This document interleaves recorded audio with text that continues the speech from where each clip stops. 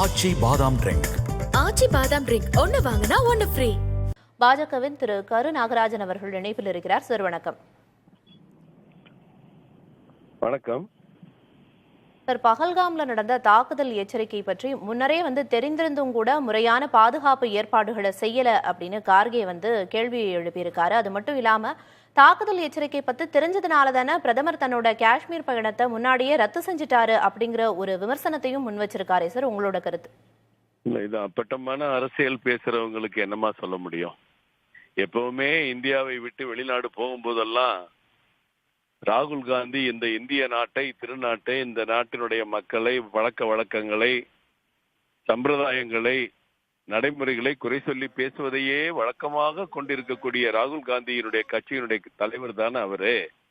இதுல கூட அரசியல் பண்ணணுமா? ஏற்கனவே பஹல்காம் பகுதிக்கு தடை செய்யப்பட்ட பகுதியை சுற்றுலா பயணிகள் போகவே கூடாது என்ற தடை இருந்ததாகவும், அங்க இருக்கிற சுற்றுலா பயணிகள் வழிகாட்டி அழைத்து செல்பவர்கள், குதிரைகளை அழைத்து செல்பவர்கள் எல்லாம் அங்கே கூட்டிட்டு போய் அந்த இடங்களை பார்வையிட வைப்பதாகவும் ஏற்கனவே ரிப்போர்ட் இருக்கு. ஒரு பகுதிக்கு அச்சுறுத்தல் இருக்கு அப்படின்னு சொன்னதுனாலதான் இன்றைக்கு இந்த காஷ்மீரை கடந்த 4 ஆண்டுகள்ல எவ்வளவு பெரிய மாற்றத்தை, தினசரி குண்டுவெடிப்பு சம்பவங்கள் நடந்தது காங்கிரஸ் கட்சியினுடைய ஆட்சியில. அதெல்லாம் வேடிக்கை பார்த்ததானே அந்த நாட்டு மக்கள் வேடிக்கை பார்த்துட்டு தானங்க இருந்தோம். காங்கிரஸ் கட்சி ஆட்சியில காஷ்மீர் எப்படி சீரழிந்தது என்று சொல்லி மக்களுடைய வாழ்வாதாரம் எவ்வளவு பாதிக்கப்பட்டதுன்னு பார்த்துட்டு தானே இருந்தோம். இந்த நாட்டையும் நாட்டு மக்களையும் காஷ்மீர் மக்களையும் வஞ்சித்த கட்சி தானே காங்கிரஸ். மும்பையில 200க்கும் மேற்பட்ட குண்டுகள் கொலை செய்யப்பட்ட போது தீவிரவாதிகள் தாக்குதல்ல காங்கிரஸ் தானே இருந்தது. இன்னைக்கு பாரத பிரதமர் எடுத்திருக்கிற ஆணித்தரமான ஏதாவது ஒரு நடவடிக்கையை காங்கிரஸ் எடுக்க முடிந்ததா? ஒரு நடவடிக்கை எடுக்க முடிந்ததா? இல்லையே. வேடிக்கை பார்த்து ஐநா சபைக்கு லெட்டர் எழுதிட்டு இருந்தாங்க. அதானே காங்கிரஸ் கட்சி. மக்களை எப்படி காப்பாற்ற வேண்டும் என்பது ஏற்கனவே இது போன்ற பாதிப்பான நேரங்கள்ல பாரத பிரதமர் நடவடிக்கை எடுத்ததை நம்ம எல்லாம் தெரியும்.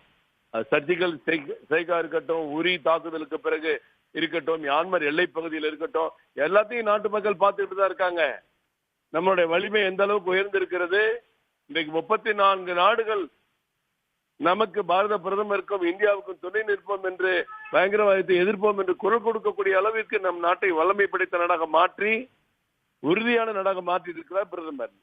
கார்கே அவர்கள் அரசியலுக்காக இதை பேசுறாருங்கிறது எல்லாருக்குமே தெரியும்.